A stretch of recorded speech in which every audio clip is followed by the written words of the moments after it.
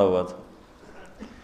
تو یہاں سب کچھ مل جائے تو زوال ہے، چند سال گزرنے کے بعد زوال ہے. تو اب اللہ کہہ رہا میں تمہیں ایک اس سے اعلیٰ چیز بتاؤں، انبئکم بخیر من ذالکم، کیا ہے؟ للذین اتقوا عند ربہم جنات تجری من تحتها الانہار خالدین فیہا وازواج مطہرہ ورضوان من اللہ واللہ بصیر بالعباد. کہ اگر مجھ سے دوستی لگا لو نا، تقویٰ کیا ہے؟ اللہ سے دوستی لگانا. اور تقویٰ کوئی ایسی آسمانی مخلوق نہیں ہے یا ایسی کوئی مشکل صفت نہیں ہے جو پیدا عام سے عام مسلمان تقوی والا ہو سکتا. آگے آئیں گی، میں وہ بتا رہا ہوں، بلکہ پہلے وہ بتا دیتا ہوں.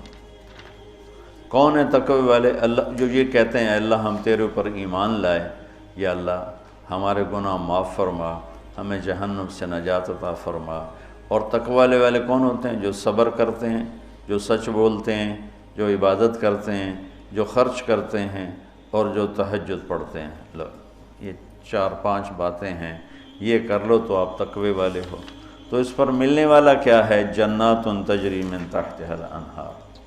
انسان جب سے پیدا ہوا ہے اور جب سے پروان چڑھ رہا ہے اور نسل در نسل آئیڈیل لائف کی تلاش میں، 18ویں صدی میں جب سائنس نے ایک دم آنکھیں کھولی اور انسان نے کائناتی علم دریافت کیے، تو ایک شور اٹھا کہ اب خدا کوئی نہیں ہے، اللہ کوئی نہیں ہے.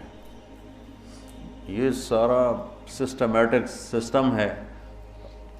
تو ہم نے مادی طاقتوں کا راستہ دیکھ لیا ہے، ہمیں کسی خدائی جنت کی ضرورت نہیں، ہم دنیا کو جنت بنا دیں گے. یہ 18ویں صدی میں بہت انکار، اللہ کے انکار کی بہت ہوا چلی. پھر انسانی علم خود یہاں تک پہنچا کہ نہیں، اللہ کے انکار کے بغیر کائنات کا کوئی نہ سر ہے نہ پیر ہے، نہ توجیہ ہو سکتی ہے، نہ کوئی اس کے کسی سوال کا جواب ہو سکتا ہے. لہذا ایک خالق ضرور ہے جس نے اس کائنات کو پیدا کیا ہے. تو انسان، اچھا ایک بات پہلے میں جو میڈیکل سائنس کہتی ہے کہ انسان اپنے ذہن میں کبھی بھی ناممکن کی تمنا نہیں کر سکتا. آپ کو کسی ان پڑھ سے ان پڑھ ایک چھوٹی سی مثال، کدی 2 تے 2 5 ہو جان. کسی کو یہ تمنا کرتے دیکھا کدی 2 تے 2 5 ہو جان. ایک چھوٹی سی مثال عام فہم دی ہے، اس کو پھیلا دو. انسان کا کمپیوٹر ناممکن کو نہ سوچتا ہے نہ تمنا کرتا ہے، اندر وہ چیز جاتی نہیں. ناممکن کی تمنا نہیں پیدا ہوتی. پھر یہ زندگی کیوں چاہتا ہے؟ یہ کیوں چاہتا ہے موت نہ آئے، موت نہ آئے، موت نہ آئے؟ یہ کیوں چاہتا ہے جبکہ ناممکن کی تمنا اندر نہیں پیدا ہوتی؟ یہ مستقل صحت کیوں مانگتا ہے، لمبی عمر کیوں مانگتا ہے، ہر وقت کی جوانی کیوں مانگتا ہے، ہر وقت کی خوشی کیوں مانگتا ہے؟ جبکہ یہ ساری چیزیں ناممکن ہیں. اس جہان میں ہر وقت کوئی خوش نہیں رہ سکتا، ہر وقت کوئی صحت مند نہیں رہ سکتا، مستقل کوئی زندہ نہیں رہ سکتا. پھر یہ ساری خواہشیں جو ابھرتی ہیں یہ بھی بتلاتی ہیں کہ کوئی جہان ایسا چھپا ہوا ہے جہاں زندگی ہے، موت نہیں، آئیڈیل لائف ہے اور کوئی دکھڑا نہیں. یہ خود، یعنی میں آپ کو سائنس کے لحاظ سے بات بتا رہا ہوں، اس کی ہمیں ضرورت کوئی نہیں، لیکن ابراہیم علیہ السلام نے کہا تھا وَلَٰكِن لِيَطْمَئِنَّ قَلْبِي، کہ دل کے اطمینان کے لیے یہ بھی ایک دلیل ہے عقلی اور سائنسی کہ انسان ناممکن نہیں سوچتا. تو پھر کیوں سوچتا ہے جوان رہوں، خوشیاں دیکھوں، غم نہ دیکھوں، موت نہ دیکھوں، عالی شان گھر ہو، عالی شان سواری ہو؟ یہ کیوں دیکھتا ہے کہ ایک جہان موجود ہے جہاں یہ عالی شان زندگی موجود ہے. وہ کہاں ہے؟ عند ربہم، وہ اللہ کے پاس. جنت کہاں ہے؟ 7ویں آسمان اس کی بیس ہے، 7واں آسمان. اور 7ویں آسمان سے بنتی ہے اور یوں اوپر جاتی ہے.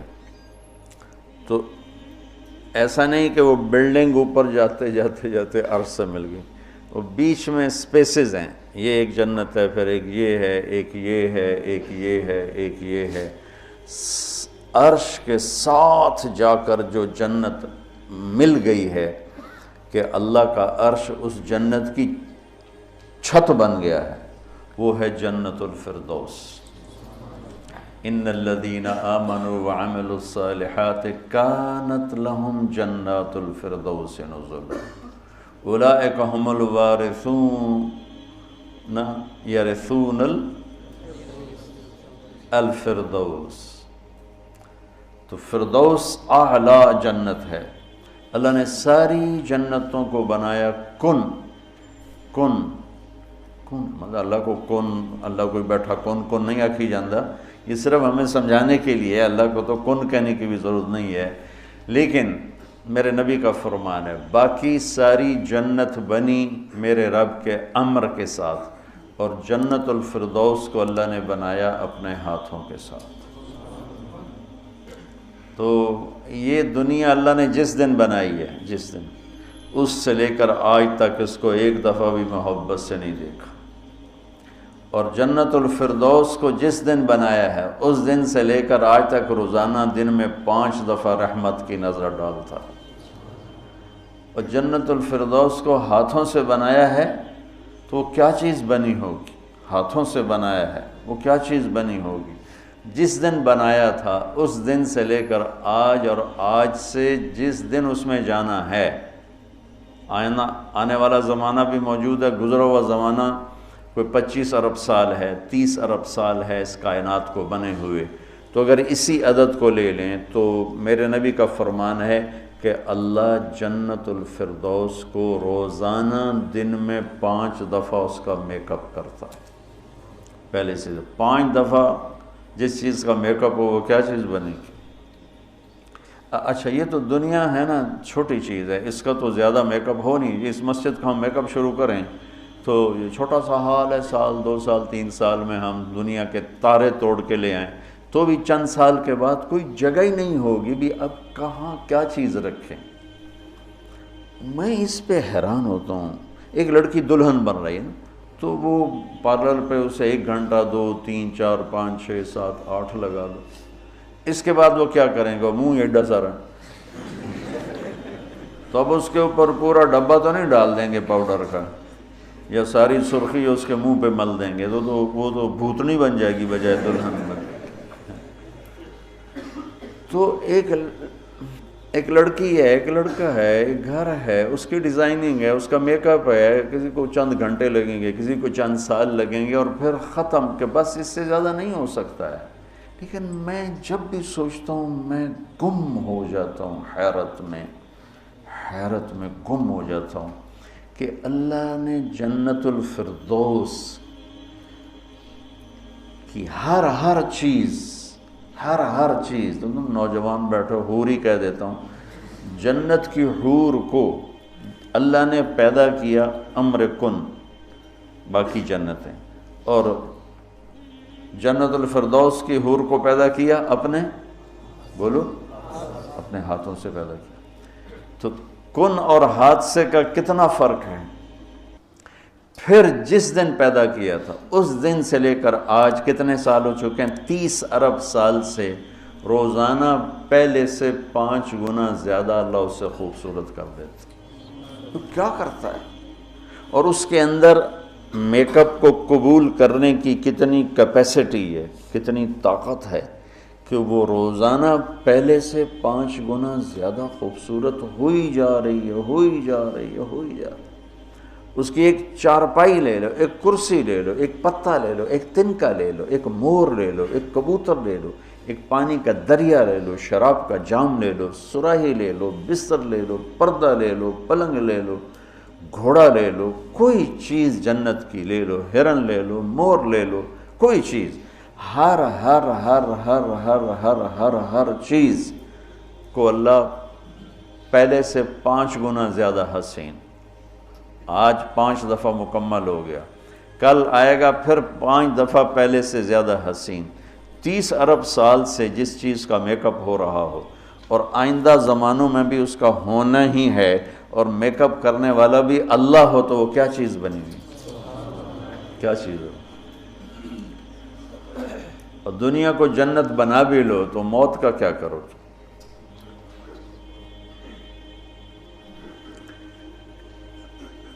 ایک آدمی نے بہت عالیشان بنایا اپنا گیٹ گھر، تو میں اس کے ساتھ جا رہا تھا تو مجھ سے کہنے لگا مولانا صاحب اتنے ہی ویکھو اسی تو اتنے روپیے لا چھڑیں تسی ویندے ہی نہیں پے ہو، دیکھو میں نے کیا بنایا ہے۔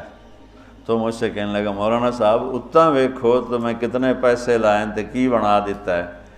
تو میرے بولنے سے نا پہلے خود ہی بول پہ پر مصیبت ہے مر جاونا ہے چھڑ جاونا ہے، ساتھ ہی پر مصیبت ہے مر جاونا ہے چھڑ جاونا۔ میں کہا بھائی ہون دس تو آپ ہی دس دیتا ہے، میں نے ویک کی کرنا، تو کیا علاج کرنا؟ نوشیروان کے پوتے خسرو پرویز نے محل بنایا 11,000 پلر پر، 11,000 ستونوں پر محل بنایا، اور 10 سال نہیں رہ سکا اس میں، اور وہ محل زیر و زبر ہو گیا۔ کیسر نے شکست دی اور محل کو آگ لگا تھی۔ عبد الرحمن الناصر اموی بادشاہ نے اسپین میں محل بنایا 4,316 پلر اور برج، اور 25 سال صرف اس میں رہا، اور جا کے اسی قبر میں گر گیا جس قبر میں غریب جا کے گرتا ہے۔ آج اس محل کے کھنڈر میں دیکھ کر آیا ہوں قرطبہ میں کہ کیا وہ شان و شوکت 300 ہجری میں بننا شروع ہوا، اور 1,000 خچر سامان ڈھونے کے لیے اور 10,000 مزدور مستری راج اس پہ کام کرنے کے لیے، چونکہ اس مینول کام تھا سارا، مشینی کام تو تھا نہیں، اور پوری دنیا سے سونا چاندی ہیرے لائے گئے، اور مختلف جگہ پہ پارے کے تالاب بنائے گئے سورج کی گردش کو سامنے رکھ کر، کہ پارا چونکہ ٹکتا نہیں، یوں یوں کرتا ہے تو سورج کی شعائیں اس پر پڑتی، اور جب وہ پارا ڈانس کرتا تو شعا بھی ڈانس کرتے ہی اوپر جا کے محل پہ پڑتی، تو پورا محل یوں رقص کرتا ہوا نظر آتا تھا، یوں سارا محل جھومتا نظر آتا تھا۔ اتنا اس اللہ کے نیک بندے نے تباہ کیا پیسہ قوم کا، اور ٹوٹل 25 سال، اب 350 میں وہ مر گیا، اور اس کی سوانے میں لکھا ہے 50 سال میں نے حکومت کی اور ہر دشمن کو زیر کیا، لیکن میں نے اپنی خوشی کے دن گنے 50 سال میں تو صرف 14 دن تھے، صرف 14 دن۔ تو اب اس کا کیا علاج ہے کہ آپ نے سب کچھ بنا لیا، موت کو بھگاؤ۔ جب موت ہے تو اللہ کہتا ہے یہ آئیڈیل ہوم نہیں بن سکتا، لہٰذا یا مجھ سے دوستی کر لے، تقوی اختیار کر لے، پھر تو دیکھ میں تیرے لیے جنت بنا کے بیٹھوں، 7ویں آسمان سے چلتی ہے، اور پھر یہ درجات ہیں، 100 درجات تو صرف جنت الفردوس کے ہیں، اور باقی پتہ نہیں کیا چیز۔ اچھا 7ویں آسمان پہ یہ اس کی 7واں آسمان اس کی بیس ہے، اور پھر 7ویں آسمان سے باہر نکل گئی، جیسے ہم وہ لوہا ڈال کے اور آگے شیڈ بنا دیتے ہیں، نیچے کوئی ٹیک نہیں ہوتی لیکن لوہے کے سریے ڈال کے شیڈ بنا دیتے ہیں، جنت کو اللہ تعالیٰ نے 7ویں آسمان سے یوں باہر نکالا ہے۔ کتنا باہر نکالا ہے وہ اللہ ہی بہتر جانتا ہے۔ پھر اس کو اوپر اٹھایا ہے اور اپنے عرش کو اس کی چھت بنایا ہے۔ جنت الفردوس کے لیے اللہ کا عرش چھت ہے اس مسجد کی چھت کی طرح، اور باقی جنتوں کے لیے اللہ کا عرش چھت ہے آسمان کی طرح، آسمان کی طرح۔ تو اس میں ایک تنکا لکڑی یا گھاس، وہاں کا تنکا بھی سونے چاندی سے بنا ہوا ہے، یہاں کے درخت لکڑی کے۔ ایک کہنے لگا سونے چاندی سے پھل کیسے آئے گا؟ میں نے کہا لکڑ تو پھل کیوں میں آ جاتا، یہ کوئی ہے عقل میں آنے والی بات کہ لکڑی سے پھل نکل ہے؟ لیکن چونکہ ہم ہر وقت دیکھتے رہتے ہیں تو وہ ہمارا ذہن اسے قبول کر چکا ہے، ورنہ کوئی عقل کی بات ہے کہ لکڑی میں سے آم نکل آتا ہے اور لکڑ میں سے انگور نکل آتا ہے، چھوٹی سی بیل میں سے اتنا بڑا تربوز نکل آتا ہے۔ یہ کیا چکر ہے؟ زمین پر پڑے پڑے پڑے پڑے پڑے اتنا ہو جاتا ہے۔ وہ کہتے ہیں کوئی فلسفی جا رہا تھا تو اس نے دیکھا اتنا بڑا تربوز زمین پہ پڑا ہوا اور آم لگے ہوئے درخت پر، تو کہنے لگا ایک ہی گل ہوئی، اور چھوٹے چھوٹے اتنے لا دیتے ہیں وڈے نو ہیٹھاں پاتا ہے۔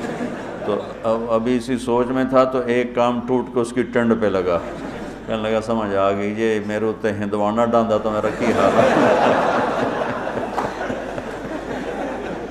اگر میرے اوپر یہ تربوز گرتا تو میرا کیا حال ہوتا، مجھے سمجھ میں آ گیا۔ تو اللہ نے ادنا ترین چیز جو لگائی ہے جنت میں سونا اور چاندی ہے، زمرد اور یاقوت ہے، ہیرا اور جوہر ہے۔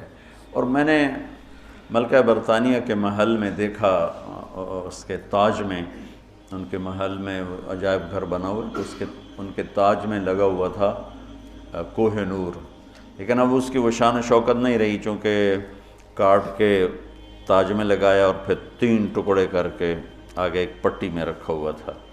یہ پورا جب ہیرا تھا تو دیوگری جنوبی ہند کی ایک ریاست تھی، اسے علاؤ الدین خلجی نے فتح کیا۔ تو جب مال غنیمت کے لیے خزانے کا دروازہ کھولا گیا تو اس میں یہ ہیرا پڑا ہوا تھا۔ تو علاؤ الدین خلجی کے منہ سے بے ساختہ نکلا کوہ نور، یہ تو نور کا پہاڑ ہے، تو اس سے اس ہیرے کا نام ہی کوہ نور پڑ گیا۔ تو پھر جب انگریزوں نے فتح کیا ہندوستان کو تو پھر ملکہ برطانیہ کے لیے اسے جہاز کے ذریعے سے وہاں لندن پہنچا دیا گیا۔ یہ دنیا کا سب سے بڑا ہیرا تھا، ہو سکتا ہے اب اس سے بڑے ہوں، لیکن جنت کے کسی بھی لباس میں، تاج میں، گلاس میں، سراہی میں، میز پر، کرسی پر، بستر پر، مسیری پر، پلنگ پر، دروازے پر، کھڑکی پر جو موتی ہیرے جڑے ہوئے ہوں گے، اس میں سب سے چھوٹا موتی یا ہیرا یا نیلم یا زمرد یا پکھراج، جو بھی تم نام لے لو، جو آج دنیا میں قیمتی پتھر پائے جاتے ہیں، اس کو لا کر یہاں ٹیبل پر رکھ دو، وہ اتنا سارا ہو تو میرے رب کی قسم یہاں سے آسمان تک روشنی پھیل جائے گی اور خوشبو پھیل جائے گی، خوشبو پھیل جائے گی۔ تو اللہ تعالیٰ کہہ رہا ہے تم مجھ سے صلح تو کرو، مجھ سے یاری لگاؤ، تو میں نے آئیڈیل ہوم تمہارے لیے بنایا ہوا ہے۔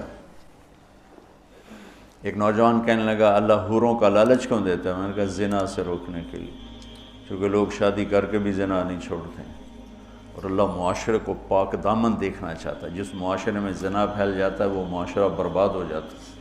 تو اللہ چاہتا ہے کہ ہر مرد عورت پاک دامن زندگی گزارے، اس لیے نے نکاح کا راستہ رکھا، اور پھر مرد کی شہوت کو روکنے کے لیے وعدہ کیا تو یہاں صبر کر، حلال کام کر، تو آجا میرے پاس، میں نے تیرے لیے تیری اس خواہش کا سامان تیار کر کے رکھا ہوا ہے کہ یہاں کا مادہ مٹی ہے، وہاں کا مادہ مشک و عنبر ہے، وہاں کی گھاس زعفران کی ہے، یہاں زعفران اتنا سا ملتا ہے اور لاکھوں روپے کا کلو ملتا ہے، اور وہاں پوری میدان میں جو گھاس ہے وہ زعفرانی ہے، اور گھر کی ایک اینٹ موتی کی ہے، ایک اینٹ زمرد کی ہے، ایک یاقوت کی ہے، ایک زمرد کی ہے، ایک سونے کی ہے، ایک چاندی کی ہے، بیچ میں مشک کا گارا ہے اور زعفران کی گھاس ہے، اور اللہ کا عرش اس کی چھت بنایا گیا ہے، اور وہ اندر بیٹھو تو باہر نظر آتا ہے، باہر بیٹھو تو اندر نظر آتا ہے۔ میں نے جو ایک دفعہ جنت کا محل دیکھا خواب میں، تو یہ اس کی میں نے صفت جو پڑھی تھی وہ میں نے آنکھوں سے دیکھی کہ میں اس کے اندر چل رہا تھا، مجھے باہر بھی نظر آ رہا تھا اور اوپر بھی نظر آ رہا تھا اور دائیں بائیں بھی نظر آ رہا تھا، حالانکہ میں ایک گیلری میں چل رہا تھا، اور اس کا جو فرش تھا مجھے لگتا تھا ہر فرش کی ٹائل کے نیچے سورج نکلا ہوا ہے، اس طرح اس میں سے روشنیاں نکل رہی تھیں، روشنیاں نکل رہی تھیں۔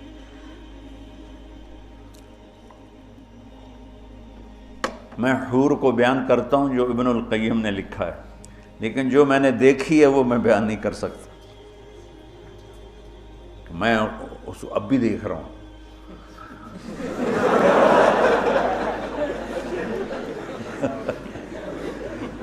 میرے رب کی قسم میں کیسے بتاؤں کہ وہ کیا حسن، کیسے بتاؤں؟ یقین مانو میں کتنا جنت کو بولتا ہوں، اور میں جنت کے حوروں کو بولتا ہوں جو لکھا ہوا ہے، لیکن جو اللہ نے مجھے دکھایا وہ میرے پاس نہ لفظ ہے، اس کی مسکراہٹ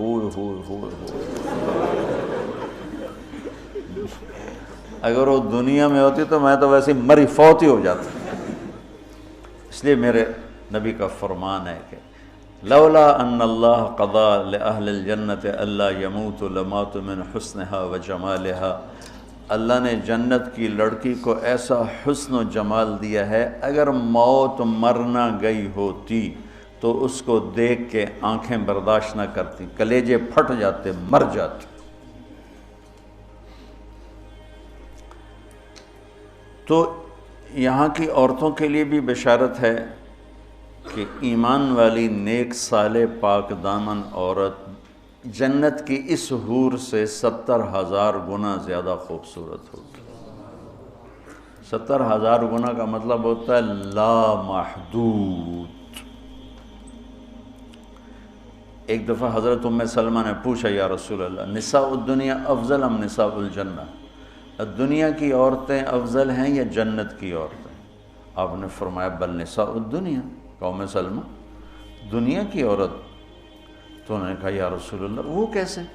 یعنی ہم تو مٹی سے بنی ہیں اور گندگیوں میں بھری ہیں، اور وہ تو مشک عنبر زعفران کافور سے بنی ہیں، پاک پاکیزہ ہیں۔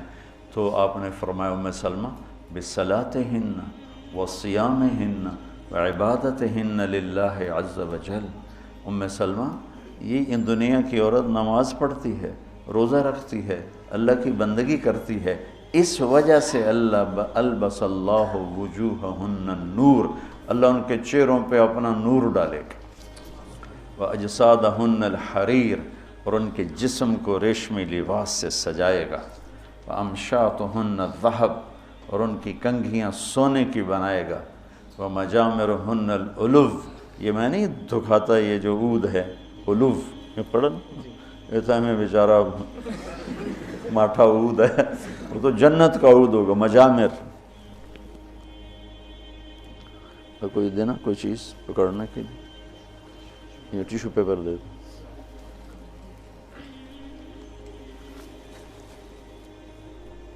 دو۔ اس کو کہتے ہیں مجمار۔ مجمار کا اردو میں لفظ دھونی دینے کی چیز ہے، اس میں مجامر جمع ہے مجمار، کہ اس طرح ان کے سامنے ہوں گے اور اس میں عود جل رہا ہوگا اور اس کی خوشبو پھیل رہی ہوگی۔ یہ دنیا کی عود ہے، ساری مسجد میں خوشبو آتی کہ نہیں آتی؟ ماٹھی سی چیز ہے، تو وہ کیا چیز ہوگی؟ اور خوشبو ایک بہت بڑی یعنی فریش کرنے والی ایک نعمت اللہ نے بنائی، کہ دماغ کی غذا ہے خوشبو، آنکھوں کی غذا ہے سبزہ، اور دماغ کی غذا ہے خوشبو۔ اللہ تعالیٰ نے اس کو خوشبوؤں سے بھر دیا ہے۔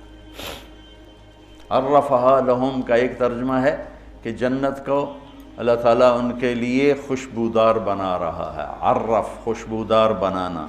ایک اور ترجمہ بھی ہے لیکن ابھی اس کی مناسبت سے مجھے یاد آیا کہ عرفہا لہم، کہ آ جاؤ ایک دفعہ مجھ سے دوستی لگا کے، پھر ایسی جنت دوں گا جس میں خوشبوئیں خوشبو ہوگی، اور ایسی خوشبو ہوگی کہ یہ ادھر تو لگاتے ہیں اور تھوڑی دیر بعد وہ ختم ہو جاتی ہے، وہ تمہیں ہمیشہ مہکائے رکھے گی اور تمہیں ہمیشہ تر و تازہ رکھے گی، خوش و خرم رکھے گی۔ تو اللہ تعالیٰ فرمایا تم میرے پاس آ جاؤ، تو تم جس آئیڈیل ہوم کو ڈھونڈتے ہو وہ میں نے تمہارے لیے تیار کیا ہوا ہے۔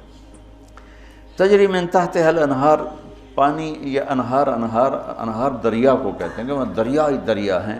اصل میں یہ دریا ایک کنایا ہے، یہ ہے اس کے لیے خوبصورتی کے لیے، کہ پانی سے حسن آتا ہے۔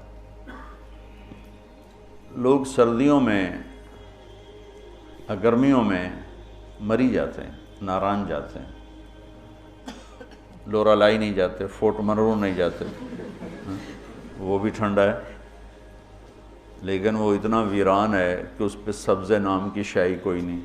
اور کیوں نہیں ہے کہ پانی کوئی نہیں؟ پانی نہ ہونے کی وجہ سے کالے پہاڑ ہیں۔ مری ناران کاغان میں پہاڑ سرسبز ہیں کیونکہ وہاں پانی بہت زیادہ ہے۔ تو انہار انہار انہار، یہ اشارہ ہے خوبصورتی کی طرف۔ اور انہار دریا سے حدیث ایک یاد آ گئی، وصف الجنہ فی وصف الجنہ، یہ ایک مسقطی عالم کی لکھی ہوئی کتاب تھی، مجھے اچانک یاد آ گئی کہ وہ دریا میں ان کے بحری جہاز چلیں گے، ایک ایک جہاز اتنا بڑا ہوگا کہ پوری دنیا اس کے مقابلے میں حقیر ہوگی۔ دنیا پوری 24,000 کلومیٹر کی دنیا اس جہاز کے سامنے حقیر ہوگی۔ تو جب وہ اس جہاز پہ چڑھیں گے سیر کرنے کے لیے تو وہاں ان کے لیے الگ بیویاں ان جہازوں میں ہوں گی اور ان کو مچھلیاں گھیر لیں گی چاروں طرف سے۔ تو ان کو سلام کر کے کہیں گی اللہ کے دوست مجھے کھاؤ گے؟ وہ کہے گا کھاؤں گا۔ تو وہ پوچھے گی مچھلی کباب کھاؤ گے سالن کھاؤ گے؟ تو وہ کہے گا اتے تو آؤ اندر ہی گلاں کیتی جان۔ تو پھر وہ چھلانگ لگا کے اوپر آ جائے گی۔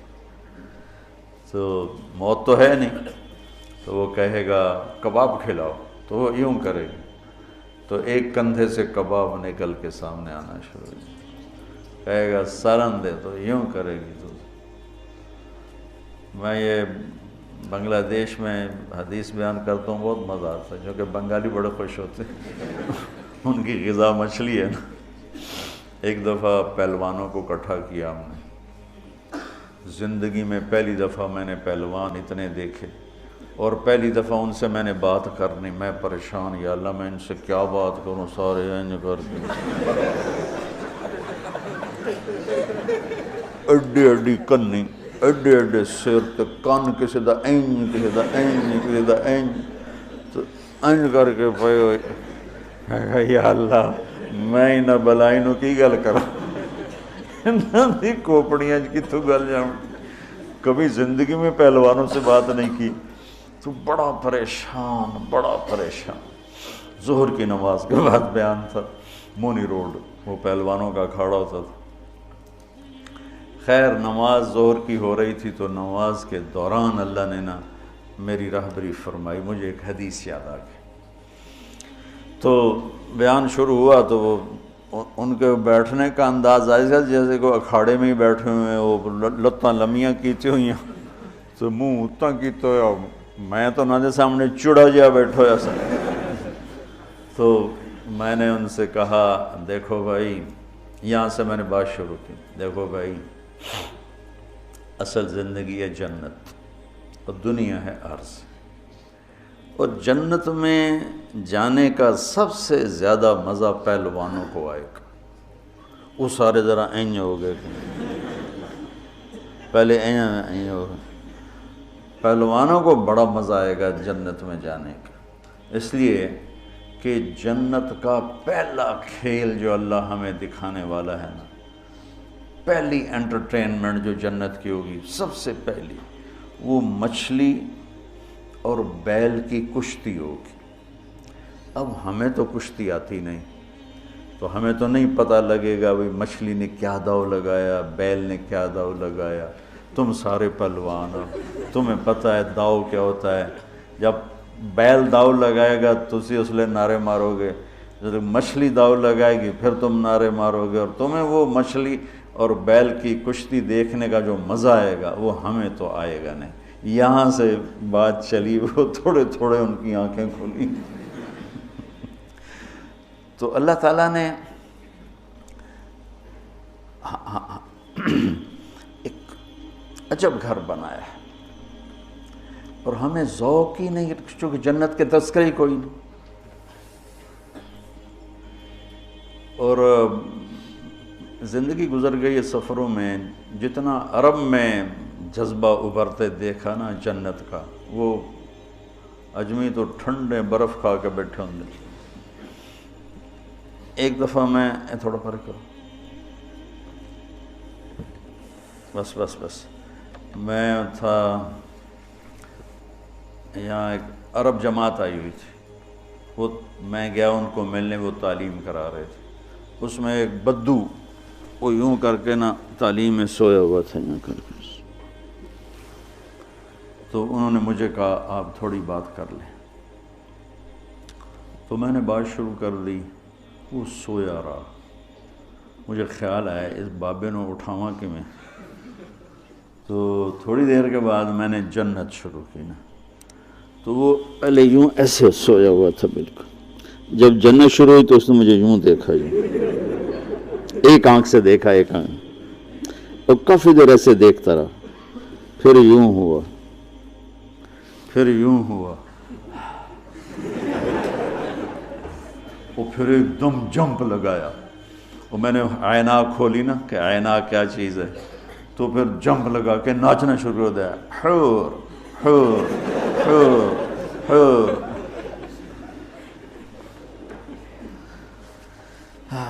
تو میرا رب کہتا ہے دوستی لگا لے، گھر تیار ہے، یہاں سونے چاندی کا گھر بھی چھوڑ کے ہی تو جاؤ گے نا، اور وہاں وہ گھر بنایا ہے جسے چھوڑو گے نہیں، ہمیشہ رہو گے۔